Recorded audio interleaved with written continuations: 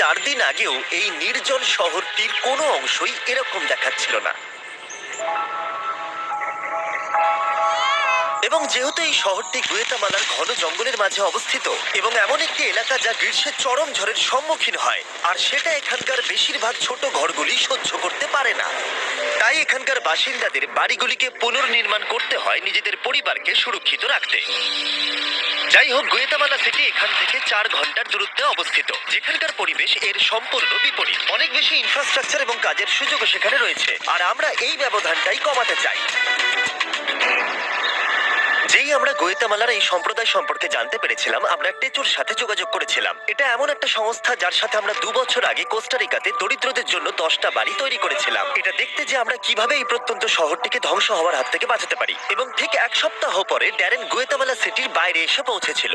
গুয়েতামালার সুন্দর ল্যান্ডস্কেপ এবং সংস্কৃতিকে পাশে রেখে ড্যারেন বুঝতে পেরেছিল যে চুইসিগনের ছোট্ট গ্রামে পৌঁছানো কতটা কঠিন হতে চলেছে, কারণ তাকে নিকটবর্তী একটি শহরে একটি ছোট বিমান ভাড়া করে পৌঁছানোর পর ঘন জঙ্গলের মধ্য দিয়ে অনেক মাইল হাঁটতে হয়েছিল, যেটা স্থানীয়দের কাছে প্রতিদিনের কাজ, ন্যূনতম উপার্জনের জন্য। সেখানে পৌঁছানোর পর ড্যারেন অ্যালবার্টোর সাথে দেখা করেছিল। সে এবং তার স্ত্রী 8 সন্তানকে মানুষ করবার চেষ্টা করে যাচ্ছে।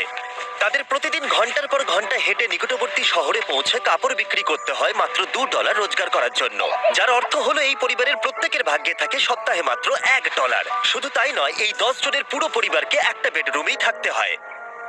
এই লোকেরা যে বাড়িতে বসবাস করছে সেগুলি খুবই অপোক্ত এবং দুর্বল। মেঝেগুলো ধুলোতে ভর্তি, বিদ্যুৎ নেই। তাদের বাড়ির ভেতরে আগুন জ্বালাতে হয় যাতে তারা রান্না করতে পারে আর গরম থাকে। এছাড়াও অ্যালবার্টো এবং এই সম্প্রদায়ের সবাইকে পরিষ্কার পানীয় জল পেতে অনেক কষ্ট করতে হয়। আমাদের এখনো এখান থেকে অনেক দূরে গিয়ে কষ্ট করে জল নিয়ে আসতে হয়। তারপরেও আমরা যে জলটা পাই তাতে করে আমাদের পরিবারের সকলের চলে না। আমাদের আরো জলের প্রয়োজন হয়। এটা দেখে সত্যি কষ্ট লাগে যে এদের পক্ষে এদের পরিবারকে বাঁচিয়ে রাখা কতটা কষ্টকর হতে পারে। আমরা এসে এই সম্প্রদায়কে সাহায্য করতে চাই, তাদের মধ্যে একটা বিরাট পরিবর্তন আনতে চাই। আমরা তাদের পরিবারকে আরো আরামদায়ক আর নিরাপদ পরিবেশ দিতে চাই, এবং তাই আমরা আমাদের পার্টনার টেকনোর সাথে আগামী কয়েকদিনে যে কাজটা করতে যাচ্ছি তার জন্য একটা বড় পরিকল্পনা করেছি। তাই মাত্র 4 দিনের মধ্যে আমরা এমন 15টি নতুন বাড়ি তৈরি করব যাতে সোলার সিস্টেম বিদ্যুৎ সরবরাহ করতে পারে, একটা স্যানিটেশন সিস্টেম, কংক্রিটের মেঝে, একটা কাঠের জ্বালানির উনুন এবং স্টোরেজ ফিল্ট্রেশন সহ একটা রেন হারভেস্টিং সিস্টেম। টেচোতে প্রায় 1.5 মিলিয়ন স্বেচ্ছাসেবক রয়েছে যারা এই সংস্থার হয়ে অনবরত কাজ করে যাচ্ছে, আর এই কাজগুলো এদের জীবনে পরিবর্তন আনতে পারে, তাদের ঐতিহ্যের সাথে সম্পর্ক স্থাপন করে এবং এই ছোট সম্প্রদায়গুলিকে সমর্থন করে। আর ওরা এভাবেই সমাজের 2 শ্রেণীর মধ্যে ব্যবধান কমাতে চাইছে। পরের দিন খুব ভোরে, মাত্র 4 দিনের মধ্যে এই বিশাল কাজটা সম্পূর্ণ করতে 50 জনেরও বেশি টেচোর স্বেচ্ছাসেবক এই গ্রামে এলো এই কনস্ট্রাকশনটা শুরু করতে। আর যেহেতু এই গ্রামে কোনো রাস্তাই ছিল না, তাই ড্যারেন এবং স্বেচ্ছাসেবকদের সমস্ত বিল্ডিং সরঞ্জাম নিয়ে পাহাড়ের উপরে উঠতে হয়েছিল, যেখানে মাত্র 48 ঘন্টার মধ্যে নতুন বাড়ি তৈরি করা অত্যন্ত কঠিন হতে চলেছে।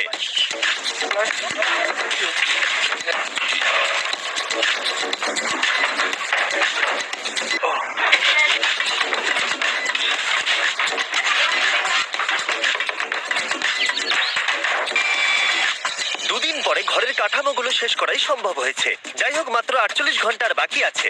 ওদের এখনো ইরিগেশন পাইপ এবং ওয়াটার কালেকশন সিস্টেমের প্লাম্বিং এর কাজ বাকি আছে।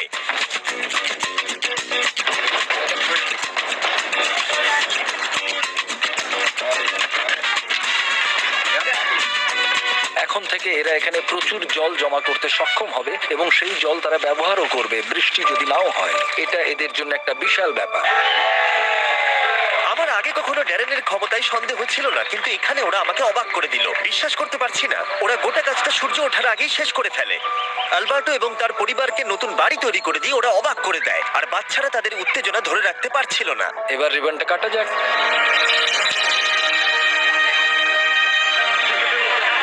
আপনারা দেখতেই পাচ্ছেন যে এই সম্প্রদায় কতটা এক্সাইটেড ছিল।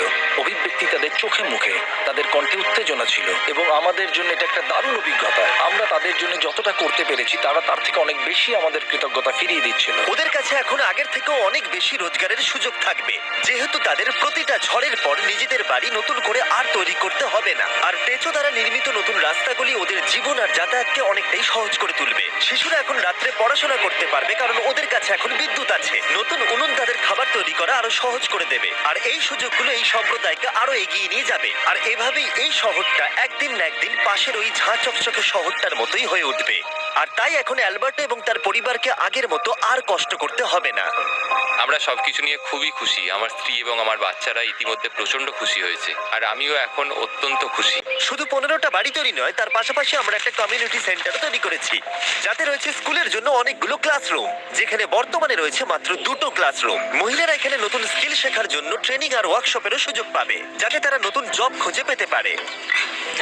এই গ্রামের লোকেরা শুধু ঘরগুলোই খুলেছে তাই নয়, তাদের হৃদয়গুলোও খুলে দিয়েছে এবং তাদের সম্প্রদায়কেও আমাদের সামনে খুলে দিয়েছে, এবং আমরা সেটা অনুভব করতে পারছি। এই ভিডিওগুলোতে আপনাদের সাপোর্টই আমার কাছে সবকিছু। আশা করবো আপনাদের ভালো লেগেছে। আপনারা যত এই ভিডিওগুলো দেখবেন, আমরা তত ওদেরকে সাহায্য করতে পারবো। কিন্তু আপনাদের আঙুলও সাহায্য করতে পারে। সাবস্ক্রাইব বাটনটা টিপে, তাই এক্ষুনি টিপে দিন।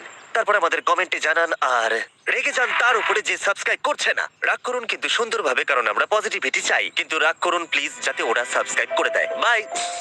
অ্যাডার সুন্দর স্মৃতির উদ্দেশ্যে পাশে থাকার জন্য তোমাকে অনেক ধন্যবাদ।